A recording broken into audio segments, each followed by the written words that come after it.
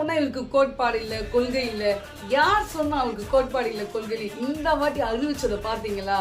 முக்கியமான விஷயம் கண்டிப்பா நான் எடுத்து செய்வேன். முதல்ல போதை பொருளை போய்ப்பேன். அதுக்கப்புறம் பெண்களுக்கு என்ன பாதுகாப்பு தர முடியுமோ அதை நான் செய்வேன். அதுக்கப்புறம் ரேஷன் கடை, அதுவும் எங்களுடைய கட்டுப்பாடுல தான் இருக்கும். ரேஷன் கடைகளில் அரிசி தவிர அனைத்து பொருள்களும் பாக்கெட் செய்து விநியோகிக்கப்படும்.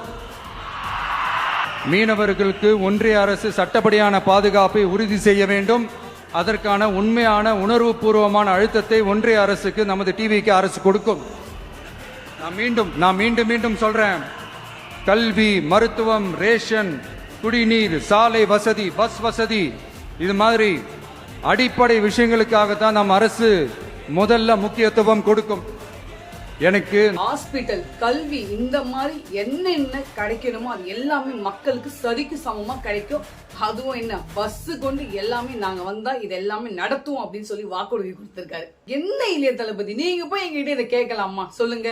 விஜய நம்புவீங்களா? உங்க விஜய் நீங்க நம்புவீங்களா கேட்டா, உங்களை தவிர யாரை நம்புறது? நாங்க எல்லாருமே விசிலுக்கு தான் ஓட்டு போடுவோம். பக்கத்துல எவனா வேற யாருன்னா போட்டாலும் அவங்க கையை உடைச்சு உங்களுக்கு தான் விசிலுக்கு ஓட்டு போடுவோம். நீங்க தாராளமா எங்களை நம்பலாம், நாங்க கைவிட மாட்டோம். அவரும் எல்லா மாநாட்டுக்கும் வரப்பெல்லாம் ஒரு ரிக்வஸ்ட் வச்சிருக்காரு. ஆனா மக்கள் கேட்கறதா இல்ல. என்ன தயவு செஞ்சு ஃபாலோ பண்ணாதீங்க, அதனால சில ஆக்சிடென்ட் நடக்குது, அதாவது நிறைய ரூமர்ஸ் தான் நடக்குது அப்படின்றாங்க. ஆனா மக்கள் கேட்க போதுல இங்கேயும் சில சம்பவம்லாம் நடந்தது. அரசியலுக்கு வராரு, நல்லது செய்ய போறாரு, நல்லது செய்யட்டுமே, கொஞ்சம் விடுங்களேன், பார்ப்போம். நன்றி.